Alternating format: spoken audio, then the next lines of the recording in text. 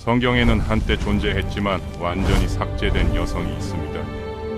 이 여성은 이브보다 먼저 창조되었고 남성에게 복종하기를 거부했다는 이유로 역사에서 지워졌죠. 그녀의 이름은 릴리스입니다. 오늘날 페미니스트들이 최초의 여성 해방 운동가라고 부르는 인물이죠. 하지만 종교 권력자들은 그녀를 악마로 만들어버렸습니다. 이제 성경이 숨기려 했던 금지된 이야기, 릴리스의 진짜 얼굴을 파헤쳐 보겠습니다.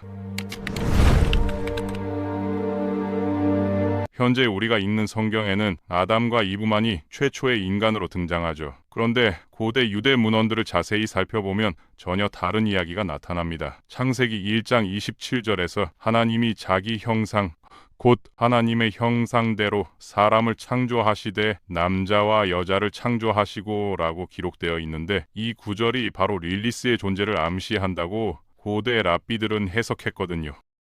릴리스는 아담과 정확히 같은 방식으로 창조되었습니다. 하나님께서 땅의 흙으로 아담을 빚으셨듯이 릴리스도 같은 흙으로 만들어졌다는 것이죠. 이것이 바로 핵심입니다. 이브처럼 아담의 갈비뼈에서 나온 것이 아니라 독립적인 존재로 창조되었다는 점 말이에요.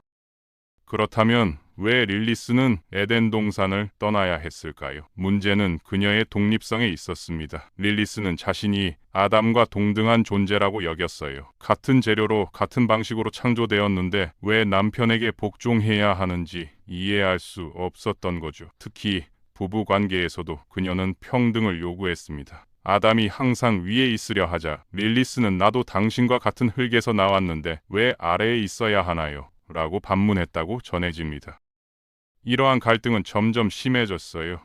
아담은 하나님께서 자신에게 모든 생물을 다스리는 권한을 주셨다고 주장했고, 여기에는 당연히 아내도 포함된다고 생각했습니다. 하지만 릴리스는 이를 받아들일 수 없었죠. 그녀에게는 자유의지가 있었고 스스로 판단하고 결정할 권리가 있다고 믿었거든요. 결국 선택의 순간이 왔습니다.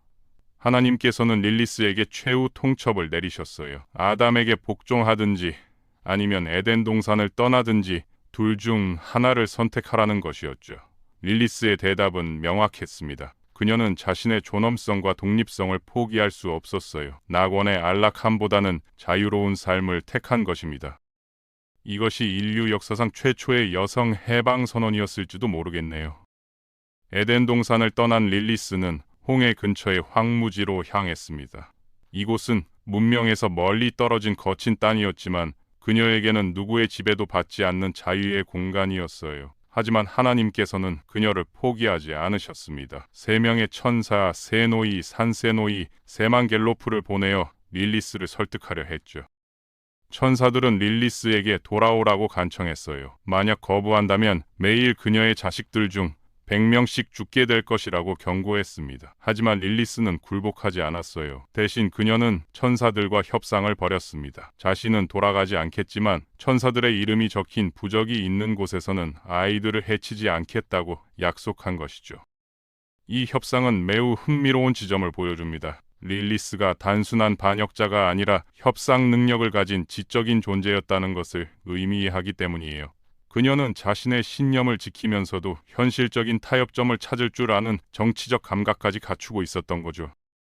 한편 아담은 혼자 남겨진 상황에서 깊은 외로움을 느끼기 시작했습니다. 하나님께서는 이를 보시고 새로운 여성을 창조하기로 결정하셨어요. 이번에는 다른 방식을 택하셨죠. 아담의 갈비뼈를 취하여 이브를 만드신 것입니다. 이는 매우 상징적인 의미를 담고 있어요. 남성의 일부에서 나온 여성은 자연스럽게 남성에게 의존적일 것이라는 계산이었을지도 모르겠네요. 그런데 릴리스의 이야기는 여기서 끝나지 않습니다. 고대 문헌들에 따르면 그녀는 에덴 동산에서 벌어진 선악과 사건과도 연관이 있다고 해요. 일부 전승에서는 릴리스가 뱀의 형태로 변해 이브를 유혹했다고 기록되어 있습니다. 자신이 누렸던 낙원의 행복을 빼앗긴 것에 대한 복수였다는 해석이죠. 이러한 설정은 릴리스를 완전히 악역으로 만드는 서사적 장치였을 가능성이 높아요. 독립적인 여성상을 부정적으로 그려내기 위한 의도적인 각색이었을 수 있다는 것입니다. 실제로 많은 고대 문화권에서는 남성의 권위에 도전하는 여성들을 마녀나 악령으로 묘사하는 경우가 많았거든요. 그렇다면 릴리스는 어떻게 역사에서 사라지게 되었을까요? 이는 초기 기독교 교회의 정경 결정 과정과 밀접한 관련이 있습니다. 기원 후 4세기경 교회 지도자들은 어떤 문서들을 성경에 포함시킬지 결정해야 했어요. 이 과정에서 릴리스에 관한 기록들은 의도적으로 배제되었을 가능성이 높습니다.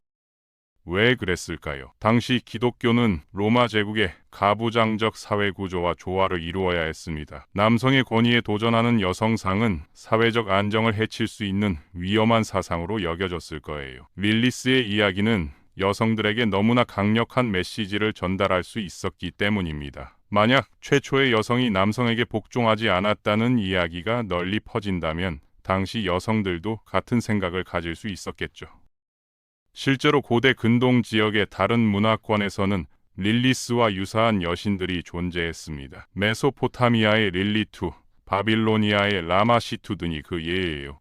이들은 모두 독립적이고 강력한 여성성을 상징하는 존재들이었죠. 하지만 일신교적 전통이 자리 잡으면서 이러한 여성 신격들은 점차 악마화되어 갔습니다. 특히 중세 시대에 들어서면서 릴리스는 완전히 다른 모습으로 변모했어요. 그녀는 밤에 나타나 남자들을 유혹하는 서큐버스의 모습으로 그려지기 시작했습니다. 또한 신생아들을 해치는 악령으로도 묘사되었죠. 이는 원래의 릴리스 이미지와는 전혀 다른 왜곡된 모습이었어요. 독립적이고 당당했던 여성이 어느새 남성들을 파멸로 이끄는 요부로 변해버린 것입니다. 하지만 흥미롭게도 유대교 전통에서는 릴리스에 대한 기억이 완전히 사라지지 않았습니다. 탈무드와 미드라시 같은 랍비 문헌들에는 여전히 그녀에 대한 언급이 남아 있었어요. 특히 중세 유대교 신비주의인 카발라에서는 릴리스를 복합적인 존재로 해석했습니다. 그녀는 파괴적인 면과 창조적인 면을 동시에 가진 존재로 그려졌죠. 18세기와 19세기에 들어서면서 릴리스에 대한 관심이 다시 살아났어요. 낭만주의 문학가들은 그녀를 반항적이고 신비로운 여성상의 원형으로 재발견했습니다. 괴테의 파우스트에도 릴리스가 등장하며 단테 가브리엘 로세티 같은 화가들은 그녀를 아름답고 위험한 여성으로 그려냈어요. 이때의 릴리스는 더 이상 단순한 악마가 아니라 복잡하고 매력적인 인물로 재탄생했습니다. 20세기에 들어서면서 릴리스는 완전히 새로운 의미를 획득했어요. 페미니스트들은 그녀를 여성 해방의 상징으로 재해석하기 시작했습니다. 1970년에 창간된 페미니스트 잡지의 이름이 바로 릴리스였던 것도 우연이 아니죠. 그들은 릴리스를 남성 중심 사회에 굴복하지 않은 최초의 여성으로 보았습니다. 현대의 여성학자들은 릴리스 신화를 통해 가부장제의 기원과 여성 억압의 메커니즘을 분석해요. 그들에 따르면 릴리스의 악마화 과정은 독립적인 여성성에 대한 사회적 공포를 보여주는 전형적인 사례라고 합니다. 순종적이지 않은 여성은 반드시 처벌받아야 한다는 메시지를 전달하기 위해 의도적으로 만들어진 서사라는 것이죠. 하지만 다른 관점도 존재합니다. 일부 종교학자들은 릴리스 이야기가 고대인들의 성평등에 대한 고민을 반영하는 것일 수도 있다고 봐요. 비록 결과적으로는 가부장적 질서를 정당화하는 방향으로 흘렀지만 적어도 여성의 독립성과 평등에 대한 문제의식은 존재했다는 증거라는 해석입니다. 심리학적 관점에서 릴리스는 또 다른 의미를 갖습니다. 칼 구스타프 융의 분석 심리학에서는 릴리스를 아니마의 그림자 측면으로 해석하기도 해요. 즉, 남성의 무의식 속에 존재하는 통제할 수 없는 여성성에 대한 두려움을 상징한다는 것이죠. 이는 왜 릴리스가 그토록 위협적인 존재로 그려졌는지를 설명해주는 열쇠가 될 수 있습니다. 오늘날에도 릴리스에 대한 관심은 계속되고 있어요. 대중문화에서는 그녀를 강력하고 독립적인 여성 캐릭터의 원형으로 활용하고 있으며 종교학과 여성학 분야에서는 여전히 중요한 연구 주제가 되고 있습니다. 특히 성경에서 삭제된 여성 인물들에 대한 재평가 작업의 일환으로 릴리스 연구가 활발히 진행되고 있죠. 최근에는 릴리스를 환경 보호와 생태주의의 관점에서 해석하는 시도도 나타나고 있어요. 문명을 거부하고 자연으로 돌아간 그녀의 선택을 현대적으로 재해석하는 것입니다. 또한 LGBTQ 커뮤니티에서는 릴리스를 성별 이분법에 도전하는 상징으로 받아들이기도 합니다. 결국 릴리스의 이야기는 단순한 신화를 넘어서 인류의 성별 관계와 권력 구조에 대한 근본적인 질문을 던지고 있습니다. 그녀가 진짜 존재했든 아니든 그녀의 이야기가 담고 있는 메시지는 여전히 현재의 진행형이에요. 독립적인 여성이 어떻게 받아들여져야 하는가, 평등한 관계란 무엇인가, 그리고 종교와 사회가 여성성을 어떻게 정의하고 통제하려 했는가 하는 문제들 말입니다. 릴리스는 역사에서 지워졌지만 그녀가 제기한 질문들은 지워지지 않았습니다. 오히려 시간이 지날수록 더욱 선명해지고 있는 것 같아요. 아마도 이것이 릴리스가 우리에게 남긴 가장 큰 유산일 거예요.